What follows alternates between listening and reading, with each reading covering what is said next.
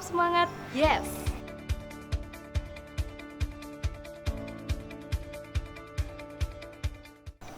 Hari ini adalah hari MPLS yang ketiga. Saya berharap kalian tetap sehat dan tetap semangat walaupun kita semua berada di rumah aja. Topik yang akan kita bahas hari ini adalah tentang bullying atau perundungan. Kenapa sih kita perlu bahas topik itu?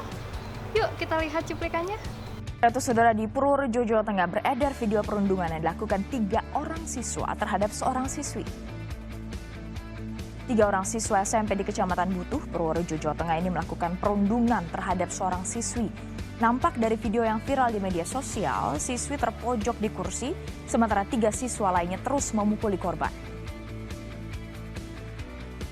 Di saat banyak anak-anak yang kesulitan mendapatkan sinyal internet, ada kasus perundungan yang kembali terjadi terhadap seorang anak di Kabupaten Pangkep, Sulawesi Selatan. Videonya kini viral di media sosial. Silopo. Video perundungan anak berinisial R, penjual panganan keliling ini viral dan membuat Polres Pangkep mengusutnya. Kami sengaja mengaburkan tayangan ini karena mengandung unsur yang tidak patut ditiru. Korban adalah anak berusia 12 tahun yang setiap hari berjualan panganan jalangkote atau pastel keliling menggunakan sepeda. Belakangan ini, kasus perundungan semakin marak terjadi. Faktanya, tidak hanya terjadi di dunia nyata, tetapi juga terjadi di dunia maya. Hari ini, kita akan membahas itu jauh lebih mendalam. Perundungan sendiri adalah perilaku tidak menyenangkan, baik secara verbal, fisik, ataupun sosial, yang menyebabkan atau membuat seseorang merasa tidak nyaman, sakit hati, dan tertekan, yang dilakukan baik oleh perorangan maupun kelompok. Sebetulnya dalam sebuah perundungan, ada 3 aspek yang terlibat, yaitu pelaku, korban, dan juga saksi. Selama ini kita hanya melihat dari sudut pandang korban. Lalu bagaimana dengan pelaku? Dan sebetulnya ada pihak lain yang menjadi kunci di sana, yaitu adalah saksi. Sekarang, mari kita memahami masing-masing yang melatar belakangi terjadinya perundungan, dilihat dari ketiga sudut pandang tersebut.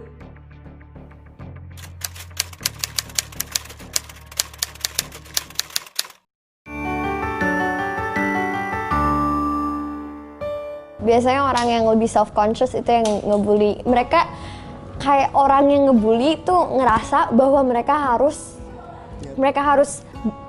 dalam posisi di atas, mereka harus coba nginjek orang yang satu lagi untuk ninggiin diri sendiri gitu sih biasanya. Yang kita sering lupa, pelaku ini seringkali juga korban karena dia adalah korban kekerasan di tempat lain atau anak-anak yang sebetulnya tidak tahu bagaimana cara mendapatkan pengakuan sosial dengan cara yang tepat. Sehingga perlakuan dan pertolongan terhadap korban tidak hanya bisa berhenti sampai saling menyalahkan, menghukum atau mengeluarkan dari sekolah, tetapi memang butuh intervensi yang sistematis agar mereka pada akhirnya bisa mendapatkan pengetahuan dan pengalaman tentang perilaku sosial yang baik. Sekolah yang banyak bullyingnya mungkin lebih ke, kalau misalnya orang yang ngebully orang lain, mungkin orang yang ngebully ini punya masalah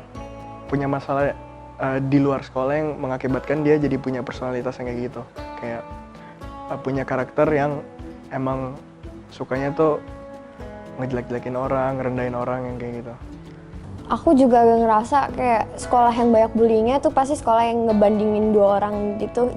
Jadi kayak karena meningkatnya competition sesama murid-murid itu jadi kayak tumbuh rasa jealousy, tumbuh rasa pokoknya yang gak bagus, yang negatif-negatif gitu, terus jadi ada banyak konflik, ada banyak instances of bullying sama ya.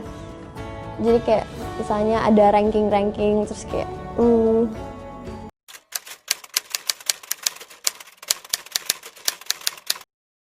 Perundungan itu sebetulnya terjadi di mana-mana, dan ketika kita menjadi korban perundungan, bukan hanya kita yang menjadi korban. Itu yang sering dirasakan korban, bahwa masalahnya ada pada dia, tapi dalam perundungan sebetulnya masalah bukan pada dia, tapi masalah ada pada pelaku yang mungkin caranya salah atau mempunyai kebiasaan yang salah atau mereka punya masalah-masalah lain sih yang ditimpakan kepada korban. Jadi bagaimana menghilangkan trauma? Kalau sudah sampai level trauma berarti harus konseling psikologis. Korban tidak perlu mendapatkan label yang berlebihan, tapi butuh mendapatkan bantuan dari semua yang ada di lingkungannya. Keterampilan-keterampilan transdisiplin dan keterampilan sosialisasi yang sangat sederhana, misalnya sekedar bagaimana masuk ke dalam kelompok baru atau memperkenalkan diri, adalah sesuatu yang perlu diajarkan kepada anak dan tidak bisa kita anggap anak akan bisa dengan sendirinya. Dari kedua pemaparan tersebut, dapat disimpulkan bahwa perundungan terjadi bukan karena kesalahan atau tindakan yang dilakukan oleh korban, namun kesalahan cara pandang atau sudut pandang pelaku terhadap korban. Mengapa bisa salah? Karena sebetulnya pelaku juga memiliki tekanan lain yang tidak bisa dia keluarkan, sehingga pelampiasannya adalah dengan melakukan perundungan.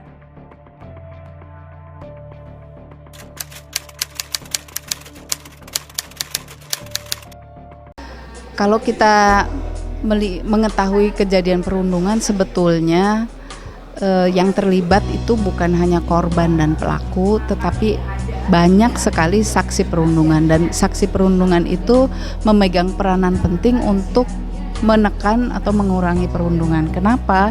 Karena pada umumnya saksi perundungan itu sebetulnya tidak setuju dengan perundungan dan mereka sebetulnya iba pada korban. Nah, dan jumlah saksi perundungan jauh lebih banyak daripada pelaku korban.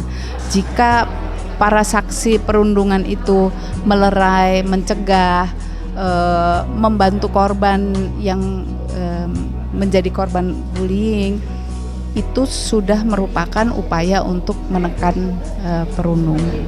Pendidikan terhadap saksi muncul dari budaya sekolah yang baik. Saksi bisa melakukan begitu banyak hal, membantu mengidentifikasi kasus konflik sebelum menjadi perundungan yang berbahaya.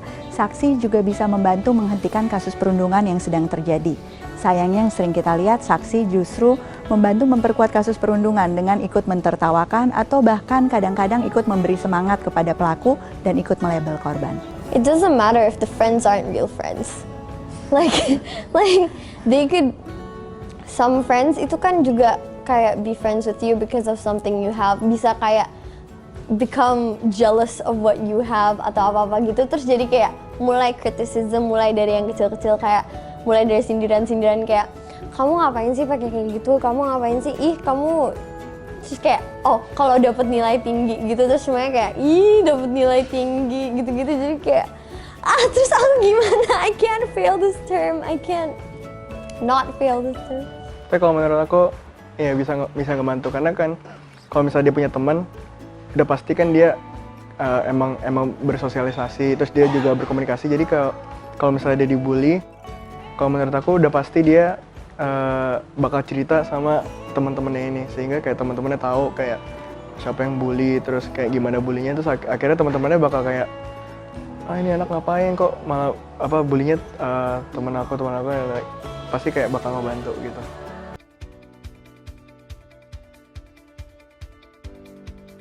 Setelah mengetahui ini semua, kita tahu bahwa ketiga pihak yang terlibat, baik pelaku, korban, dan juga saksi dalam sebuah perundungan, membutuhkan pertolongan dan juga perlindungan.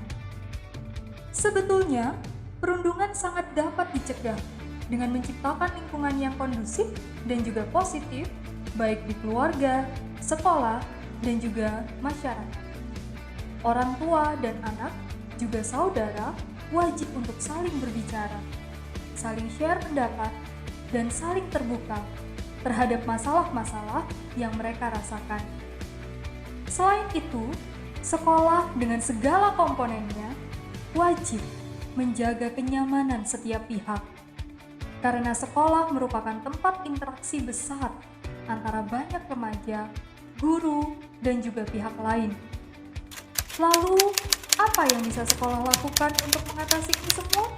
Sebetulnya kami memberikan perhatian yang sangat besar terhadap tindakan perundungan atau pembulian di sekolah.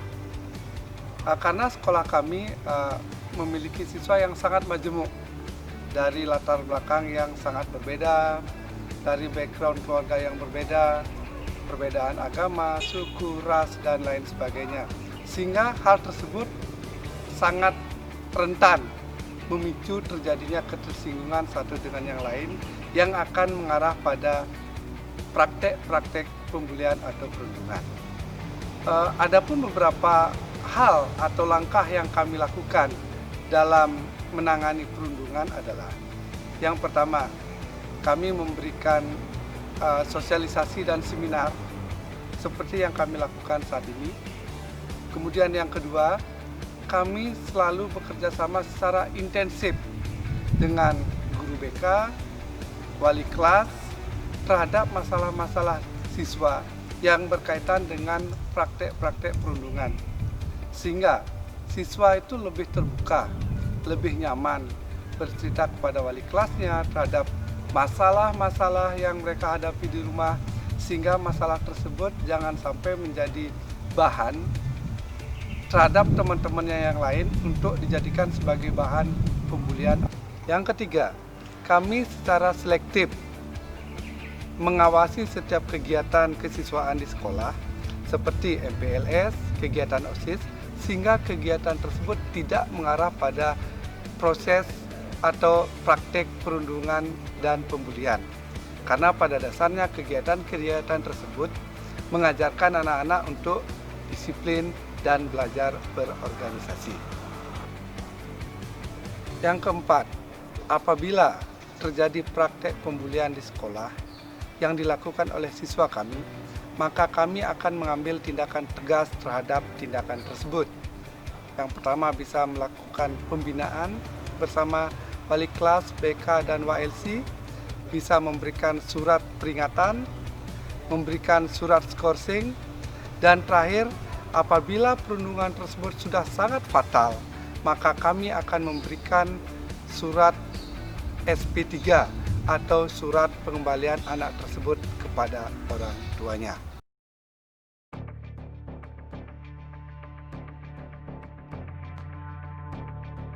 Saat ini telah banyak kasus perundungan yang terjadi di dunia maya. Jadi seharusnya bagaimana kita menggunakan media sosial dengan bijaksana? Mari kita saksikan. Pentingnya mengajarkan, mengenalkan kepada anak-anak untuk menjadi pengguna media yang bertanggung jawab. Ini berarti pertama, anak dan orang tua itu perlu mengenal misalnya bagaimana menjaga privasi diri sendiri. Misalnya bagaimana menyetel privasi di media sosial. Apakah untuk publik ataukah dibuka untuk teman-teman kita saja atau hanya bisa dilihat oleh diri sendiri. Kadang-kadang ada sebagian orang yang belum mengetahui atau tidak menyadari bahwa misalnya foto yang dia unggah di media sosial itu bisa diakses oleh publik. Selain itu, yang bisa dilakukan oleh orang dewasa adalah berdiskusi dengan anak mengenai penggunaan media yang bertanggung jawab. Bertanggung jawab di sini bukan hanya tadi melindungi diri sendiri, tapi juga melindungi atau menghormati hak dan privasi orang lain. Ini artinya misalnya kalau misalnya kita punya percakapan direct message dengan seseorang, ya janganlah itu di screenshot kemudian di capture kemudian disebarkan ke semua orang. Atau kalau kita mendengar rumor yang beredar di WhatsApp group gitu, janganlah kita terlalu cepat untuk kemudian share ke grup sebelah. Terus kalau misalnya bahkan dari hal yang paling kecil, misalnya kalau ada orang tanya nomor telepon orang, ya sebaiknya kita tanya dulu ke orang yang bersangkutan, bersedia nggak nomor teleponnya dibagikan ke seseorang yang bertanya ini gitu. Mengingat dampak yang ditimbulkan dari perundungan begitu luar biasa, khususnya dalam hal psikologis dan akan terlihat di masa yang akan datang, maka dari itu mari kita saling menjaga satu sama lain. Jadilah teman yang baik yang mau mendengarkan keluh kesah temannya, melaporkan setiap kejadian aneh yang ada di kelas, terbuka satu sama lain, saling mengingatkan, dan selalu berpikir positif. Dengan begitu, kesehatan mental akan terjaga dan hal-hal yang tidak kita inginkan dapat kita cegah. Ayo, kita sama-sama saling menjaga lingkungan sosial di sekitar kita. Jangan sampai hal ini terjadi di sekolah. Cukup sampai di sini pembahasan kita tentang perundungan. Sampai bertemu di sekolah. Sampai jumpa.